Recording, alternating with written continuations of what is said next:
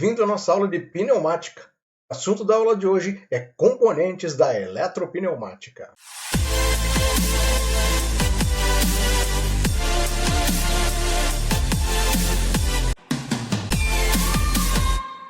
Vamos iniciar a aula dando a resposta da tarefa de validação da participação na aula 7, na aula anterior.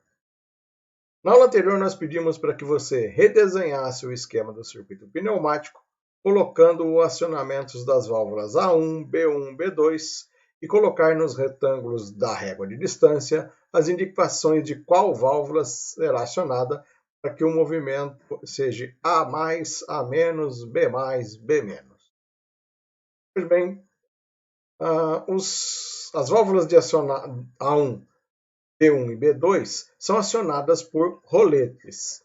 A válvula A1 e a válvula B2 vão receber roletes do tipo articulado.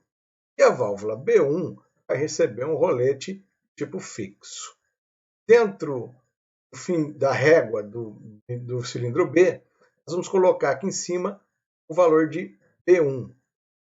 E dentro da régua do cilindro A, nós vamos colocar aqui B2 e o rolete é articulado com apenas acionamento no recuo. Aqui, a A1, um rolete articulado apenas no avanço.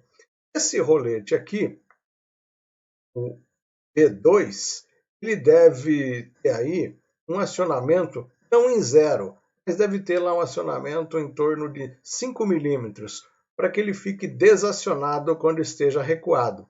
Desta forma, nós não vamos ter sobressinal na válvula B0, ou seja, B2 não vai ficar acionado, enquanto o B1 também vai ficar acionado. Ou seja, quando o B1, o cilindro B chegar no fim de curso de B1, B2 deve estar desacionado. Então, a graça aí, por exemplo, para você que fez a simulação, é colocar o rolete B2 não no final da trajetória em zero aqui, mas coloque ele em 5 milímetros e aí você vai conseguir fazer a simulação. Vamos então ao assunto da aula de hoje. Nós vamos relembrar um pouquinho de comandos elétricos, porque componentes da eletropneumática nada mais são do que os componentes voltados a comando. Então nós vamos relembrar lá a simbologia de botoeiras. Existem dois tipos de botoeiras. As botoeiras que a gente chama pulsador, aquela botoeira que que tem o funcionamento parecido com de um botão de campainha. A botoeira com retenção, que se assemelha a um botão liga-desliga ou um interruptor. E a botoeira comutadora, que a gente usa para fazer a comutação ou seletora. A numeração dos contatos é 1, 2 para contato fechado, 3, 4 para contato aberto. O mesmo acontece com os relés auxiliares. Os relés auxiliares, eles se comparam aos contatores da parte de comandos. Então a gente tem relés auxiliares e tem vários grupos de contato. A maioria dos relés auxiliares apresenta contatos reversíveis, para que a gente possa flexibilizar a sua aplicação. Então, o relé mais utilizado é esse A2 aqui. Os contatos são o NF 1, 2, né, terminação 1, 2, o NA, terminação 1, 4. Então, veja aí, fica esses dois grupos aqui, vai ficar 11, 12, 14, ou seja, o grupo 1, contato 1, 2, grupo 1, contato 1, 4. E aqui no segundo grupo, contato 21, 22, 24, é grupo 2, contato 1, 2, final 4. Então, se é fechado, é 1, 2, se é aberto, é 1, 4 para o contato comutador. Nós usamos bastante o fim de curso do tipo rolete na pneumática. E, normalmente, o fim de curso do tipo rolete vai ter contatos reversíveis, justamente para nós podermos flexibilizar a sua aplicação. Então, esses são os primeiros componentes que a gente vai ver da parte de eletropneumática. Se eu estiver falando muito rápido, você pausa o vídeo, dá uma olhadinha novamente aí nos símbolos para recordar aí a parte de comandos. Na pneumática também é comum o emprego de sensores. Existem sensores que trabalham com 2 fios apenas e existem sensores que trabalham com 3 fios. Os sensores de 3 fios são os bastante empregados na indústria.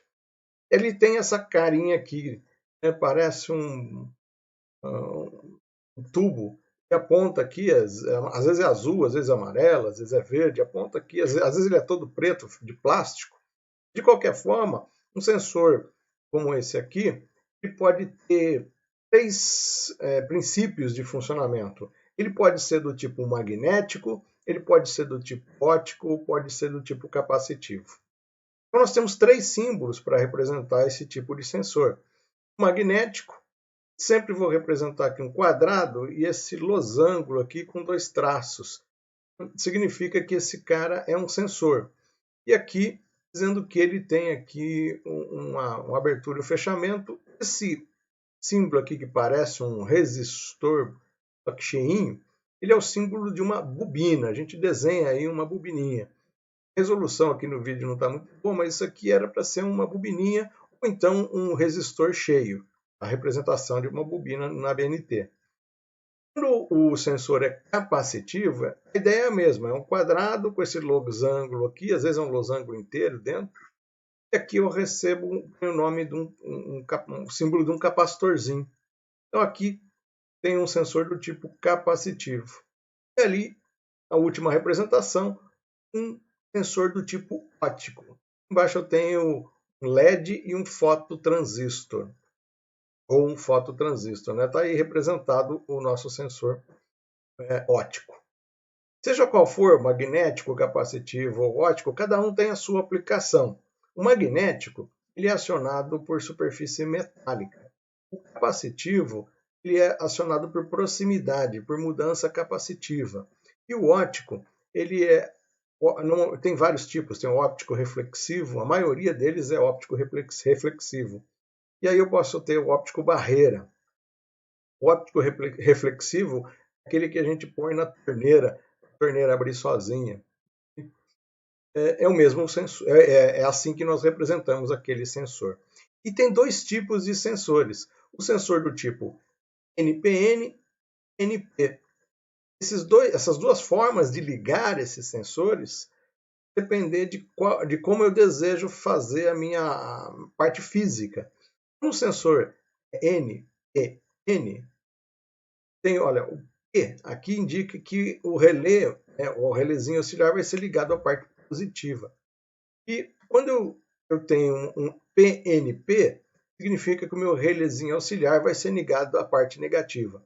Em 99% dos casos, a gente usa um PNP, ou seja, a gente usa o menos como comum e o relézinho auxiliar ligado à terra. E por que eu preciso colocar um relézinho auxiliar? Porque a maioria dos sensores não é capaz de fornecer corrente suficiente para acionar as eletroválvulas, as solenoides.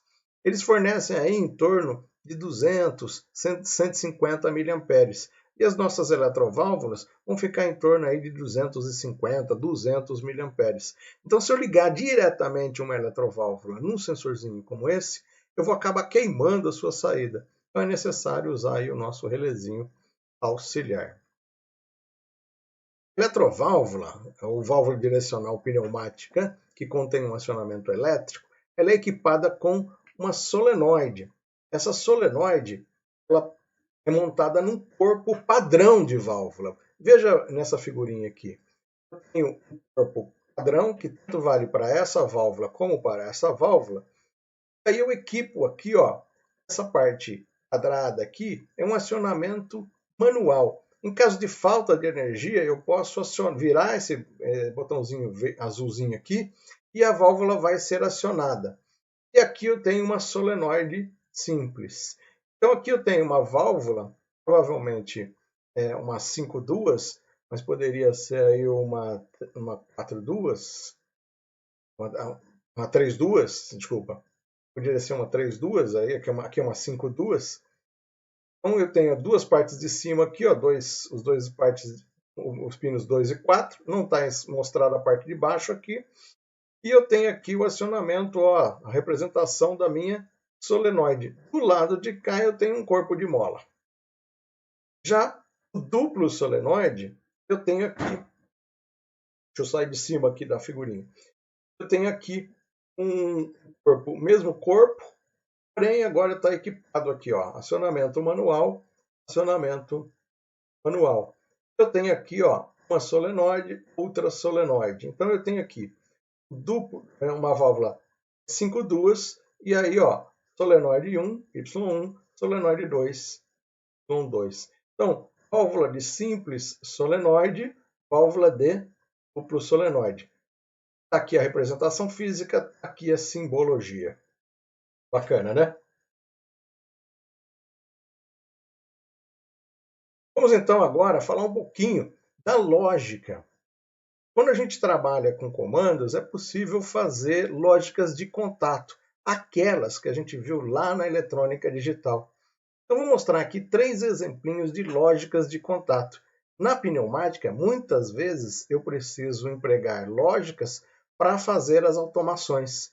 Então, aqui na nossa primeira figurinha, nós temos a representação booleana de uma expressão S igual a e, B ou C. E, feito de forma de contatos, é 2 contatos em série.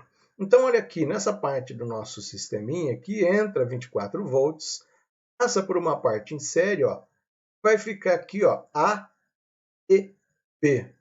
Mas também aparece um OU aqui, ó, ou C. Um OU, quando eu vou fazer um OU, vou colocar contatos em paralelo.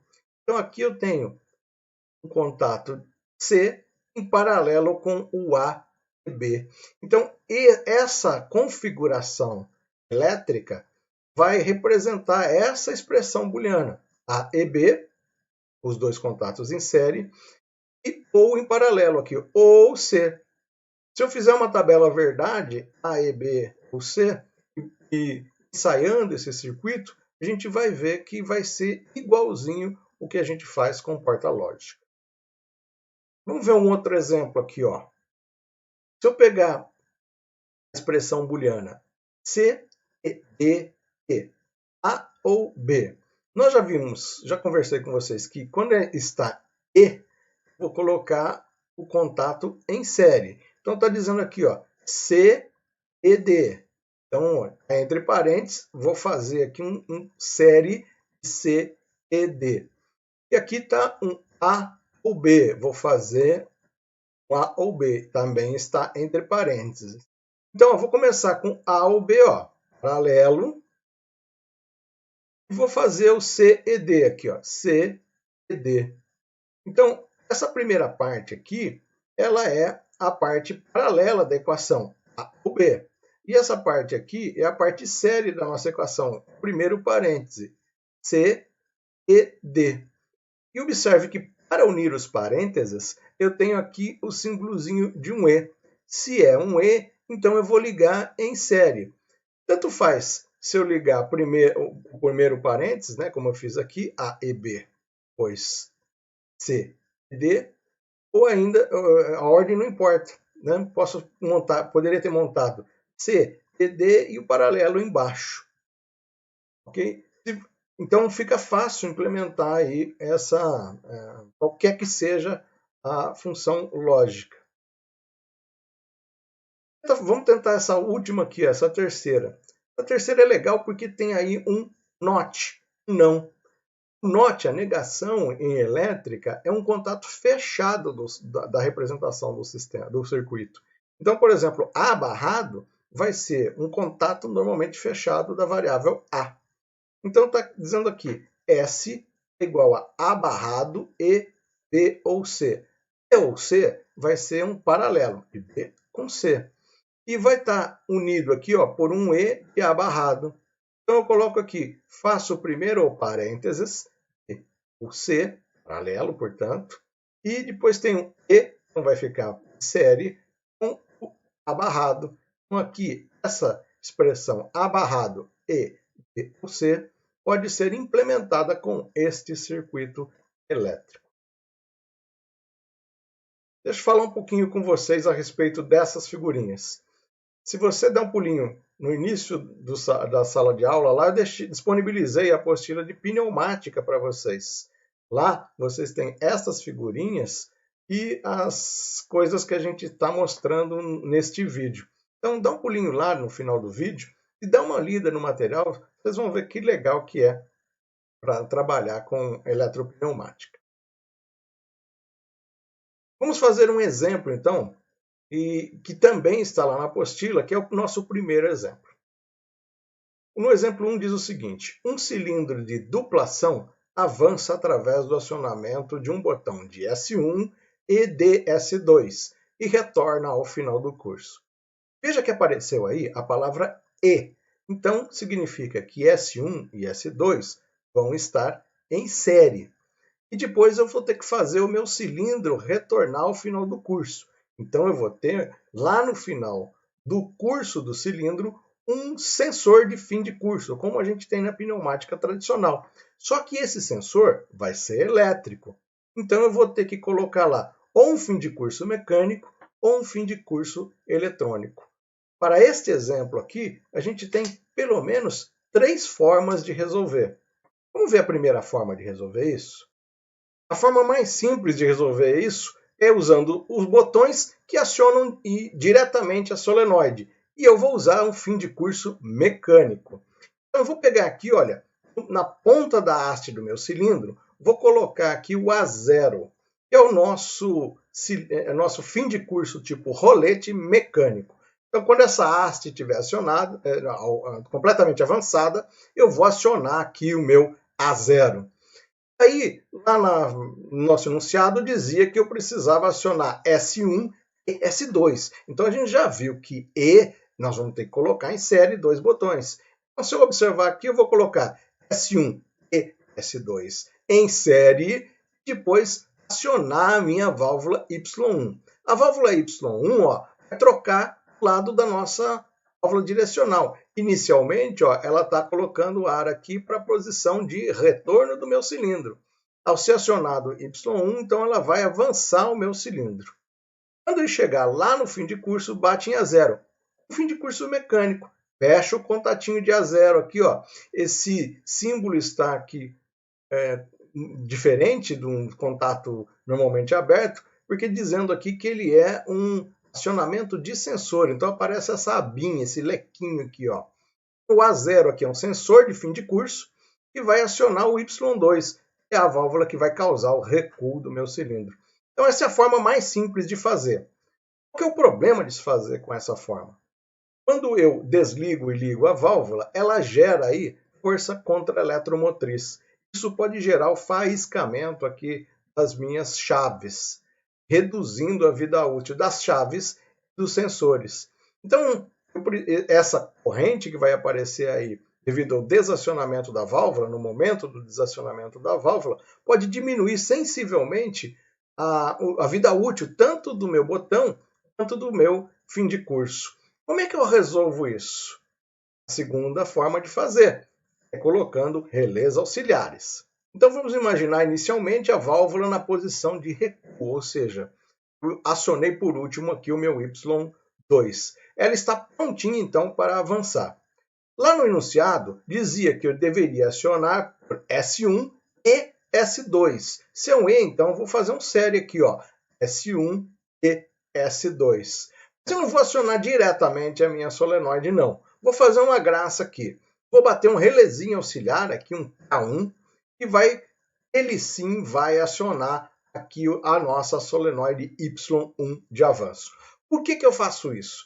Para levar aqui para o nosso operador uma correntezinha menor, um fiozinho de corrente menor. Esse K1 aqui vai consumir aí em torno de 100, no máximo 90 miliamperes. Já a nossa válvula solenoide aqui, ela pode consumir aí 250 até 1 ampere, dependendo do tamanho do meu acionamento. Então aqui nos botõezinhos, eu vou deixar uma corrente bem baixinha. Assim eu evito o faiscamento dos contatos. Então esse é um truquezinho aí para aumentar a vida útil do nosso acionamento. Acionei aqui, ó, duas botoeiras e, portanto, eu tenho que acionar S1 e S2 e ela que acionou o meu relézinho auxiliar. E aí sim o meu relézinho auxiliar aciona a minha válvula que vai fazer o avanço do cilindro Y. Bem, o Y1 vai fazer com que a válvula avance, chegou lá, bateu no meu fim de curso, um pequeno pulsinho agora, e quem que vai ser acionado? O relézinho auxiliar aqui, ó, K2. Poderia ter botado diretamente na válvula Y2, mas estou querendo preservar o contato do meu final de curso. Ou seja, essa corrente que vai ficar aqui, que vai passar pelo meu fim de curso, vai ser bem menor do que a corrente que vai ser usada no acionamento. Também eu não devolvo a força contra-eletromotriz para o meu circuito, porque esse K2 aqui vai ser responsável pelo acionamento da solenoide, que gera uma força contra-eletromotriz no momento do acionamento. Então, K2 é que vai acionar o meu recuo. Faço, então, soluçãozinha bem básica, usando aqui 2 relézinhos auxiliares para acionar minha solenoide de avanço, a Y1, e minha solenoide de o meu Y2. Então agora eu vou ter que preparar todo o circuito eletrônico, ele tem que ser alimentado, eu tenho que colocar lá positivo e negativo para alimentar o circuito do sensor, seja ele magnético, capacitivo ou óptico, e eu vou ter que colocar um relézinho na sua saída, um relézinho auxiliar, porque o sensor não tem uma capacidade de corrente para acionar diretamente a válvula solenoide da válvula direcional. Ou seja, nessa primeira parte do nosso circuito, vou colocar a alimentação e aqui, ó, lembre-se que tem um símbolo do capacitor, significa que esse sensor aqui é capacitivo, proximidade. Então, se o cilindro chegou lá sem tocar, né, nele, estiver na área de atuação do sensor, ele vai ser atuado. Ele está aqui com o relézinho para terra. Okay? Então, esse cara aqui é um PNP, um sensor capacitivo do tipo PNP, montadinho aqui no início. A gente costuma montar no início do esquema sempre os sensores e os seus relézinhos auxiliares. Depois a gente monta os acionamentos efetivamente. Para o acionamento, tem que acionar os 2 botões, então S1 e S2, e em seguida tem que acionar a minha válvula solenoide. Aqui eu optei por acionar diretamente a nossa solenoide. Qual que é o risco? Queimar esses contatos devido a excesso de corrente aí e faiscamento devido à força contra-eletromotriz gerada pelo acionamento e pelo desacionamento da válvula. Isso só vai diminuir um pouquinho a vida útil dos meus contatos, mas vai funcionar também. E aqui bem simplesinho, né? O nosso A1 vai acionar diretamente a válvula solenoide de recuo. Portanto, quando nosso cilindro chegar no fim de curso, vai acionar K1, vai acionar aqui o nosso Y2. Então, essa é uma outra forma de resolver o nosso circuitinho. Veja bem, então, no nosso exemplo 1, o enunciado dizia: um cilindro de dupla ação avança através do acionamento de um botão S1 e de um botão S2 e retorna ao final do seu curso. E aí eu mostrei para vocês 3 soluções possíveis para se fazer para se produzir a resposta para esse exercício. Na primeira lá, a solução mais simples, que tem o problema do faiscamento e a redução da vida útil dos botões e do fim de contato. Na segunda solução, utilizando relés auxiliares, e aí sim diminuindo a corrente dos contatos e do fim de curso, dos contatos dos botões e do fim de curso. Aumenta bastante o nosso sisteminha. E na terceira forma de fazer, nós colocamos aí um sensor do tipo eletrônico. Então, existe aí pelo menos 3 formas de você resolver um circuito eletropneumático. E essa é a graça do sistema, da brincadeira. Não existe uma única forma de fazer. Basta a gente usar o bom senso para resolver os exercícios. Vamos ver aqui outro exemplo de como resolver usando eletropneumática. Exemplo 2 aqui. Esse exemplo também está lá na nossa apostila. O atuador de dupla ação avança se 2 botões S1 e S2 forem acionados simultaneamente. o retorno é realizado por um terceiro botão. Então veja aqui no enunciado eu tenho o E, então vou precisar colocar em série o S1 e o S2, e o nosso botãozinho vai fazer com que o nosso circuito retorne. Eu tenho pelo menos duas formas de resolver esse exercício. Se você encontrar uma forma diferente, monta aí e põe lá no WhatsApp para compartilhar com o pessoal o circuito que você imaginou. A primeira solução é usando aqui as próprias chaves para acionar o solenoide. Então, sem nenhum mistério. S1 e S2 vão ficar em série, porque eles devem se impedir o exercício, os dois deveriam ser acionados simultaneamente, e eles vão acionar o Y1. O Y1 é uma solenoide que vai acionar a minha válvula 3-duas para avançar o cilindro. E vou colocar aqui o S3 para acionar diretamente o meu Y2. Então, Y2 vai fazer o meu recuo do cilindro. Então, a solução com uma válvula de duplo solenoide, basta acionar o Y1 para avançar, basta acionar o Y2 para recuar. Mas e se houver um problema do tipo, uma das chaves enroscou, né? Ou o operador acionar simultaneamente os três botões, né? Os dois para avanço e o outro para o recuo. O que pode acontecer aí é o que a gente chama de sobressinal. Significa que eu vou ter um sinal de avanço e um sinal de recuo na nossa válvula solenoide. Vence aquele que chegou primeiro. Então, se a válvula estava acionada para avançar, ela vai ficar avançada. Se a válvula estava acionada para recuar, ela vai recuar.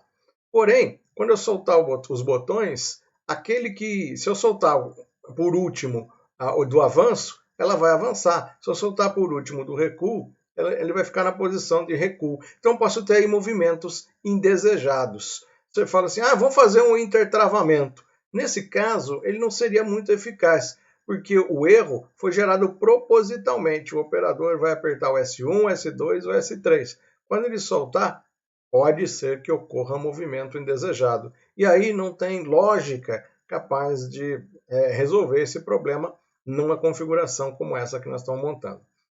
Então aí está a nossa primeira solução com duplo solenoide. Nossa segunda solução é a solução com simples solenoide. E aí fica um pouquinho mais inteligente e mais seguro o nosso circuito. Por quê? Porque em caso, por exemplo, de desenergização, eu vou ter sim o meu movimento de recuo. Quer dizer, meu cilindro vai desarmar, porque por força de mola, essa válvula 5-duas vai ficar na posição de recuo do meu cilindro. Porém, não vou ter o problema do acionamento duplo, porque o nosso desarme do selo aí vai acontecer quando eu pressionar o S3. Eu não vou ter sobressinal. Lógico que eu vou ter também, posso ter movimento indesejado se eu fizer uma coisa como apertar os três botões. Mas aí eu tenho uma vantagem de que quando eu falta energia, eu sei qual é a posição que o meu cilindro vai ficar. Ou seja, uma espécie de reset automático aí, né? Então veja bem, vou montar aí o nosso famoso selo. O que é o selo? Contato de K1, vou usar um contato de relé, né? Como se fosse um contator, em paralelo lá para os nossos botões S1 e S2. Então aqui tem o selo, K1, selo de K1. Quem vai derrubar esse selo? Aqui o nosso S3, S3 derruba o selo. Ele é que vai desenergizar K1 aqui. Então aí eu pego um contato de K1 e aciono diretamente a nossa bobina Y1. Faço aqui assim, simples assim. Então eu tenho aí agora um simples solenoide, e para acionar um simples solenoide, eu preciso montar um selinho. Resumindo aí, olha, para o nosso segundo exemplo, né, ele falava, o atuador de duplação avança se dois botões S1 e S2 forem acionados simultaneamente. O retorno é realizado por um terceiro botão. E aí a gente propôs aí duas soluções. Essas soluções estão lá na nossa apostilinha. A primeira solução é a solução que usa o solenoide. E a segunda solução é a solução com simples solenoide, e aí usando o selo. Provavelmente existem mais formas de a gente resolver esse exemplo aí, mas eu acho que duas está de bom tamanho. Para a gente não ficar sem nenhuma simulação hoje, eu vou fazer a simulação do primeiro exercício lá, onde a gente avança apertando o botãozinho e ele volta automaticamente com um sensor do tipo eletrônico. Tudo bem, agora no FreeDSim, vamos fazer a primeira parte pneumática do meu cilindro. Vou aqui na biblioteca da visão geral, trago um cilindro de duplo efeito. Também trago aqui uma válvula para regular a velocidade desse cilindro. Coloco ela na posição correta, usando aí o girar, direito do mouse girar, e dou aí 90 graus para ela, depois eu ponho ela em 180 graus, essa é a posição correta de montar essa válvula. Uso Ctrl+C, Ctrl+V para fazer uma montagem, para replicar ela. E vou buscar aqui uma 5-2 vias e já vamos ligar ela e já vamos configurar os seus terminais. Aí, ó, escape para atmosfera. Colocados os dois escapes, vamos trazer aqui o nosso compressor, a nossa fonte de ar comprimido. Lógico que teria que colocar a unidade de conservação, o trelelé, como em simulador. Nós vamos colocar direto. 2 cliques. Nós vamos colocar do lado de cá acionamento elétrico, do lado de cá também acionamento elétrico. Pronto, está montada a nossa válvula, vamos dar nome para ela, que é o nosso Y2, e aqui é o nosso Y1, para recuar ela. Tudo bem, a parte pneumática está pronta, vou deixar ela aqui no meu cantinho e vou começar a montar a parte elétrica. Parte elétrica, agora pego uma fonte de 24 volts, pego o 0 volts. E aí começa a brincadeira. Vou buscar um sensor lá, sensor do tipo capacitivo. E também vou buscar o nosso relézinho auxiliar. Também nós vamos precisar dos botões, 2 botões, S1 sem trava, né? S1 e S2. Também vou precisar das válvulas solenoides.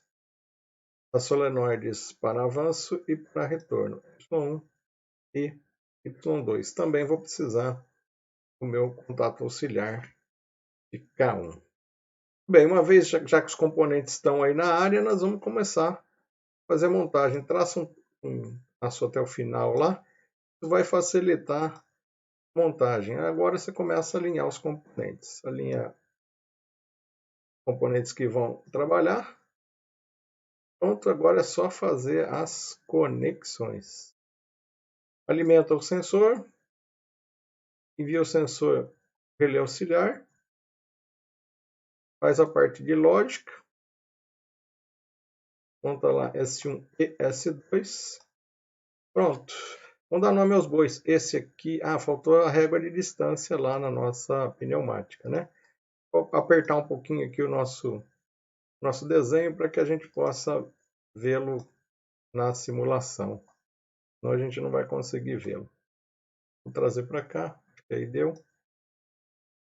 Faltou uma régua de distância aqui no fim de curso, né, do meu cilindro. Vou trazer ela agora aqui. Aí o nosso fim de curso. 2 cliques nele. Vai ser o acionamento A0 aí.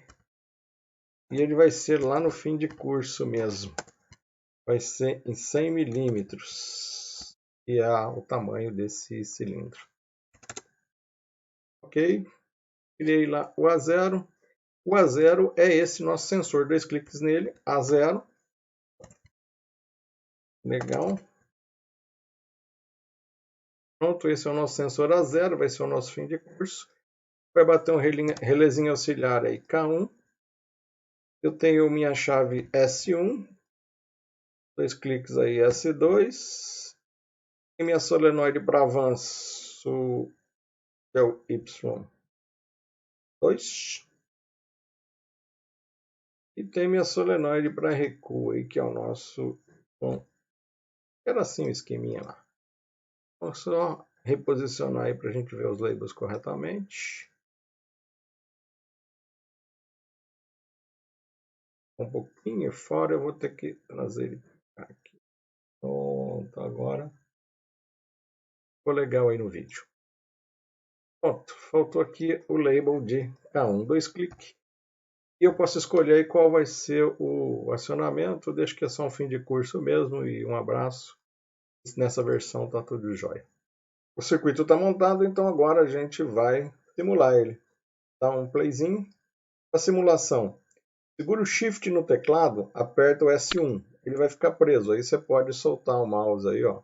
Ele vai ficar preso. E aí só bate no S2, ó. Papá, um pulsinho. Avançou. Bateu no fim de curso. Recuou. Se o operador apertar os dois botões aí, vai bater lá no fim de curso. E aí a válvula ficou em sobressinal. Estou mandando aqui para Y1 e Y2. Então não vai ter recuo. Então ali tá, realmente tem que ser um botãozinho de pulso, não pode ser um botãozinho retentivo. Pulso, apertou lá, bateu momentaneamente. Voltou. Tá aí a nossa simulação do circuitinho. Chegou o momento de eu pedir a tarefa de validação da participação nesta aula. Complete a figura abaixo para que um cilindro de duplação avance através do acionamento de um botão S1 e retorne ao final do seu curso. A válvula direcional utilizada deve ser a de simples solenoide 5x2 vias, retorno por mola. O sensor utilizado deve ser do tipo magnético de 3 terminais PNP. Está aí a figurinha pré-desenhada, você deve então completá-la. Forma de entrega. Lá no sala de aula, tópico 8, tarefa 8, você vai fazer um upload do arquivo. Como é que... mas eu vou desenhar como? Pode ser a foto do desenho manuscrito. Faça o desenho manuscrito, tira uma foto. Né? Ou então, se você estiver usando o simulador, dá um print na tela de simulação, edita um pouquinho lá no Paintbrush e cola no Word. Responda as questões diretamente lá no sala de aula e envie o arquivo digitado no Word.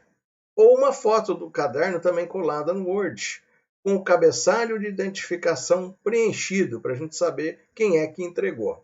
Opcionalmente, você pode me enviar por e-mail para pericles.dataway@gmail.com. Espero que você tenha aproveitado os conteúdos da nossa aula.